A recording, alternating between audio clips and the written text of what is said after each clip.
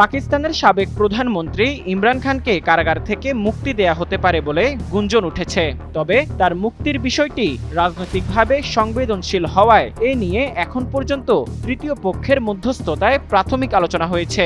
আলোচনার বিষয়ে অবগত একটি সূত্র বলেছে, পাকিস্তানকে এগিয়ে নিতে হলে এই রাজনৈতিক অচলাবস্থার অবসান ঘটাতে হবে। দীর্ঘস্থায়ী রাজনৈতিক অস্থিতিশীলতা দেশটির ব্যাপক ক্ষতি করেছে।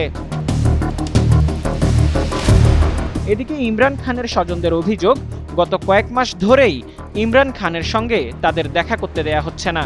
যোগাযোগ বিচ্ছিন্ন হওয়ার পর থেকে পরিবারের সদস্যরা তার স্বাস্থ্যের অবনতি নিয়ে বারবার উদ্বেগ প্রকাশ করেছেন। এমনকি তিনি মারা গেছেন এমন গুজবও তারা শুনেছেন। যোগাযোগ বিচ্ছিন্ন হওয়া নিয়ে যুক্তরাজ্য ভিত্তিক সংবাদ মাধ্যম দ্য অবজারভারকে দেয়া এক বিবৃতিতে ইমরান খানের দুই ছেলে সুলাইমান খান ও কাসিম খান বলেন, এখন নীরব থাকার আর সুযোগ নেই। দুই ভাইয়ের ভাষ্য, আমাদের বাবা 7 মাসের বেশি সময় ধরে বাইরের বিশ্ব থেকে সম্পূর্ণ বিচ্ছিন্ন। আমাদের আশঙ্কা, দীর্ঘদিনের কারাবাসের ফলে তার স্বাস্থ্যের অবনতি হয়েছে। এছাড়া তার সঙ্গে নিয়মিত ও স্বাধীনভাবে যোগাযোগ করার সুযোগ থেকেও আমাদের বঞ্চিত করা হয়েছে। অন্যদিকে ইমরান খানের আন্তর্জাতিক সংবাদ মাধ্যম বিষয়ক উপদেষ্টা সায়েদ জুলফি বুখারী দ্য অবজারভারকে বলেন, ইমরান খানের স্বাস্থ্যের অবনতি হচ্ছে, তার জরুরি ভিত্তিতে যথাযথ চিকিৎসা প্রয়োজন। তাকে একাকী রাখা হয়েছে, তার বোন, পরিবারের সদস্য, এমনকি আইনজীবীদের সঙ্গেও দেখা করতে দেয়া হচ্ছে না। সরকার যদি সামান্য দায়িত্বশীল হয় তাহলে স্বাস্থ্যগত কারণে ইমরান খানকে মুক্তি দেওয়া উচিত। পাকিস্তানের অতীত ঘাটলে দেখা যায় একই ধরনের একটি সমঝোতার আওতায় ইমরান খানের রাজনৈতিক প্রতিদ্বন্দ্বী ও সাবেক প্রধানমন্ত্রী নওয়াজ শরীফ 2019 সালে চিকিৎসার জন্য লন্ডনে যাওয়ার সুযোগ পেয়েছিলেন।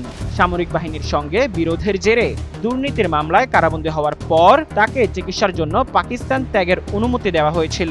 তাই ধারণা করা হচ্ছে, ইমরান খানের ক্ষেত্রেও যদি এমন কোনো সমঝোতা হয় তাহলে তাতে দেশ ছেড়ে যাওয়া, রাজনীতি থেকে দূরে থাকা এবং এই বিষয়ে নীরব থাকার মতো কঠোর শর্ত থাকবে।